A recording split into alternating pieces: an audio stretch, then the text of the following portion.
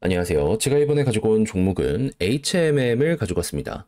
최근에 좀 많이 빠지고 있긴 해요. 어떤 걸 좀 보면 좋을지에 대해 하나씩 살펴보도록 할 테니까 일단 들어가기 전 구독과 좋아요 꼭 한 번만 눌러주시면 너무나 감사드리겠습니다.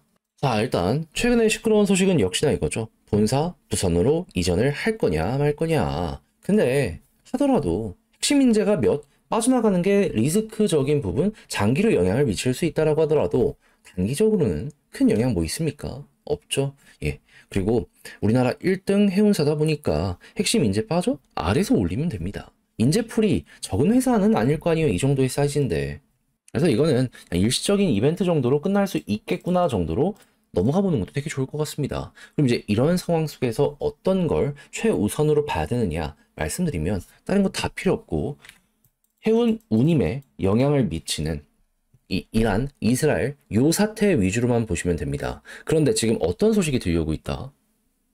미국과 이스라엘은 계속 공격하며 완전한 항복을 요구하고 있는데 이란 같은 경우에는 요구하는 순간 정부가 완전히 날아가 버릴 수밖에 없는 상황이다 보니까 뒤가 없죠. 결사항전하겠다. 이런 식으로 움직이고 있습니다. 그 이외에도 뭐 미국이 여기에 빨려 들어가면 옛날에 아프간, 이라크처럼 된다는 얘기부터 시작해서 이란 내부의 불만이 많아지고 있다. 별의별 얘기가 다 들려오고 있는데 근데 저는 이렇게 생각해요. 어떤 상황이든지 간에 그러면 양쪽 모두를 생각하면서 그냥 맞춰서 대응만 하면 되는 거 아닌가? 그렇다라고 했을 때 일단 첫 번째 전쟁이 장기화가 된다. 그러면 어떤 일이 벌어지게 될까요? 수에즈랑 호르무즈 해협 여기까지 둘 다 타격을 받게 될 겁니다. 왜냐하면 호르무즈 뒤에는 이 이란이 직접 땅으로 막는 쪽이 있고 그리고 수에즈 쪽은 후티가 계속 막는 요게 있었잖아요. 그러다 보니까 이 또 뺑 돌아가야 되는 사건들이 벌어지겠구나.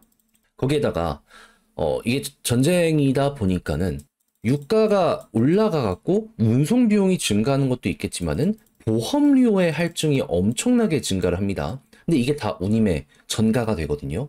그러면 이렇게 매출의 퍼센테이지만큼 꾸준하게 실적을 낸다라는 걸 생각하면 매출 자체가 올라가면 퍼센테이지도 일정하게 유지된다라고 했을 때 수익 자체가 커지는 모습도 보여지게 될 거잖아요. 그랬을 때 이제 HM 입장에선 이러면 뭐 나쁠 건 없지 정도로 이제 생각을 할 수 있는 거죠. 근데 이게 단기적으로 끝나면 어떻게 될 것이냐 이것도 생각을 해야 되잖아요. 근데 이거 나쁜 게 없습니다. 왜? 일단 미국에서 경기를 살리기 위해서 노력하고 있는데 연준이 대놓고 얘기하고 있죠. 관세랑 요거 에너지 요거 때문에 지금 불확실성이 커지고 있다. 그래서 금리 동결하였다. 근데 이 관세 관련해서는 속도를 내는 모습이 보여지고 있고 그리고 이 이란 쪽 같은 경우에도 완벽하게 해결되는 모습이 보여지게 된다면 불확실성적인 리스크적인 이슈가 끝나지 않겠습니까? 그러면 금리 인하에 대한 가능성 커지지 않겠어요? 오늘 FOMC 끝나고 연준의 점도표가 발표가 되었는데 두 번 금리 인하 얘기가 나오고 있습니다. 요거 힘 실릴 수 있다라는 거예요. 그리고 올해 두 번이 끝일까요? 아니요. 내년 계속 금리 인하 될 거고 말 나오는 거 보면 결국 3% 아래까지 미국 금리도 떨어지게 될 겁니다. 그러면 유럽도 금리 인하, 미국도 금리 인하, 중국도 우리 한국도 다 이렇게 유동성 풀면서 어떻게든 경기를 살리려는 모습이 보여지고 있네. 시너지 전 세계적으로 오지 않겠습니까?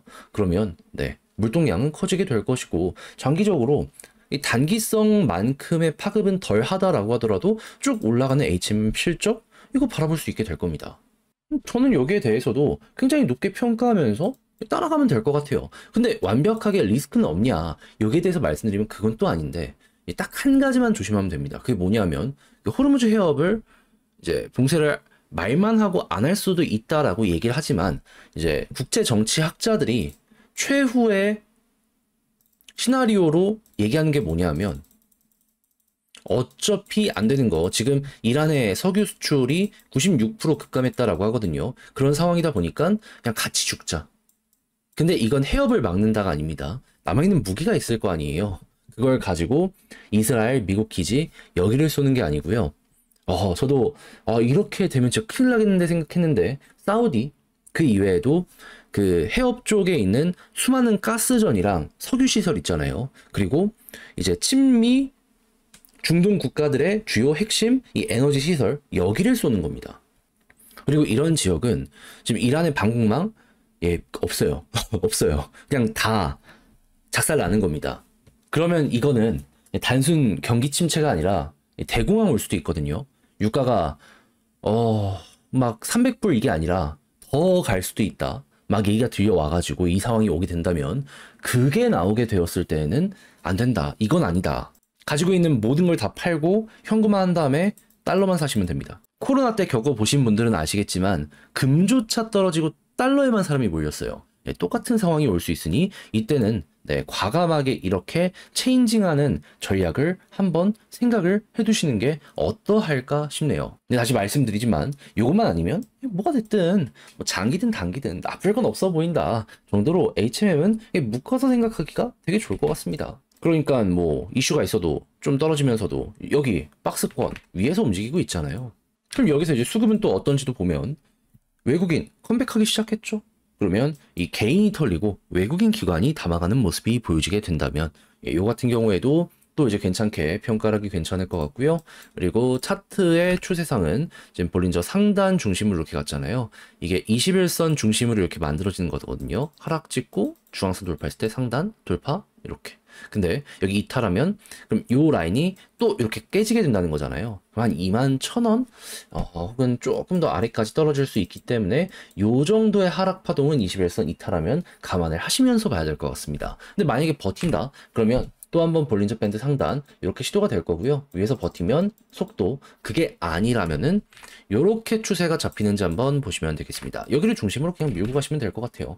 그런 다음에 위쪽에 매도 물량이 있는 자리들을 보면 제가 계속 말씀드렸던 25,000원 매물대 있다라고 했죠. 지금 딛고 떨어졌죠. 또 한번 반복되는지 보시고요. 그런 다음에 여기를 만약에 돌파하고 위에서 버티게 되면 이 구간 소화를 한다는 거잖아요. 한 번 더 올리기 위해서 준비를 한다라고도 생각을 할 수 있기 때문에 이거는 기회다라고 평가하며 한번 밀어보는 것도 되게 좋을 것 같습니다. 이건 순차적으로 보시면 될 것 같아요. 딱 제가 말씀드린 구간이 절묘하게 역할들을 하고 있는 거 보여지고 있죠. 네, 큰 그림 깨지지 않았다라는 것이기 때문에 다시 한번 여러분들도 파악을 해두시면 될 것 같습니다. 자, 그러면 지금 봉을 바탕으로 글로쓰며 영상 마무리 짓도록 하자면 전쟁이 잘 되든 안 되든 최악으로까지만 가지 않는다면은 뭐 단기 중장기의 차이일 뿐이지 호재는 큰 게 오게 될 것이다. 자, 그리고 이제 두 번째 같은 경우에는 수급적인 부분들 같은 경우에는 외국인 기관 위주로 보시면 되고 지지라인 제일 중요한 건 21선이고요. 올라간다라고 했을 때 매물대 있는 자리 한 번 더 찍되 소화 못한다 그러면은 여기가 또 고점. 근데 만약에 소화를 한다 그럼 한 번 더 올리는 식으로 해가지고 이 매물대 있는 구간들 차근차근 공략하는 이러한 전략 취해 나가시면 될 것 같습니다. 자, 이렇게 하여 HMM 쭉 봤는데 어떻게 여러분들께 도움이 되었을지 모르겠어요. 잘 보셨으면 좋겠고 저는 다음에 더 좋은 영상으로 다시 인사를 드리겠다라고 말씀드리며 이상 주식 정리해드리는 주정남이었고요. 끝으로 구독, 좋아요 안 누르신 분들 꼭 한번 눌러주길 부탁드리며 전 내일 또 뵙도록 하겠습니다. 오늘 하루도 잘 마무리를 지으셨으면 좋겠네요.